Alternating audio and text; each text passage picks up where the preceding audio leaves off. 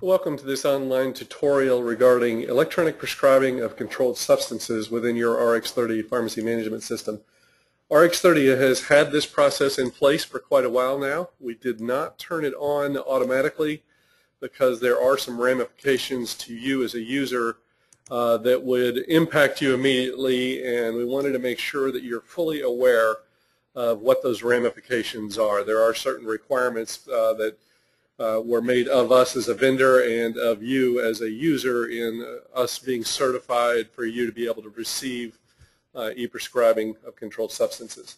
So this tutorial is going to show you exactly how it works in RX30 and what the ramifications are so that you can make an educated decision as to when and how you implement this upgrade. The first requirement is that you need to be on build 14093. It's 14093 or later in RX30 for you to be able to do this upgrade. If you're on that build or later, it does reside in your software. It's just not turned on. Now we're going to go there right now to show you exactly where it is and how to set it up. So if I go to System Parameters, I'm going to go to F7 Option, System Options, and you're going to go to page 6 of 6. Now I could hit Next 5 times, but I'm going to hit Previous, and it takes me right to page 6. And you'll see, many of you probably have never seen this screen before, but that would reside in your software today. And you can see there's new security features that are in place. Minimum password links, username links, expiration dates on passwords. EPCS requires certain minimums here, so you're going to see that. Days between password changes requirements. Maybe you want your passwords to expire every 30 days, and maybe you don't want to allow them to use the same password over and over again. They have to cycle through 1, 2, or 3, or 4 different passwords before they can reuse passwords they've used in the past.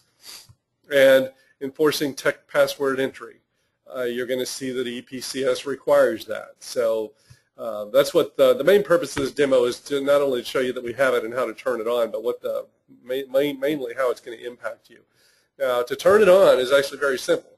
You're going to come down and enable EPCS system security. If you hit a Y there, you're going to see a box pops up that's letting you know you're about to enable electronic prescribing of controlled substances.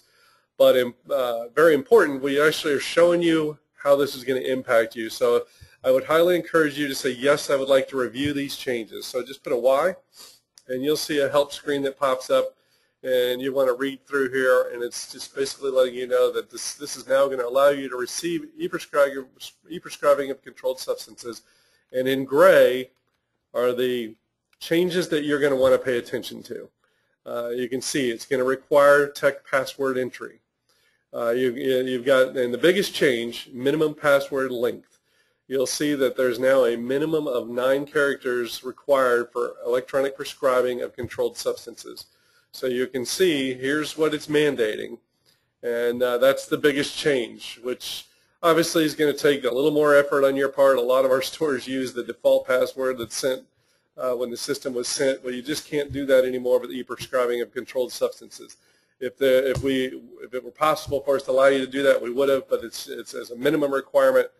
That is what EPCS requires.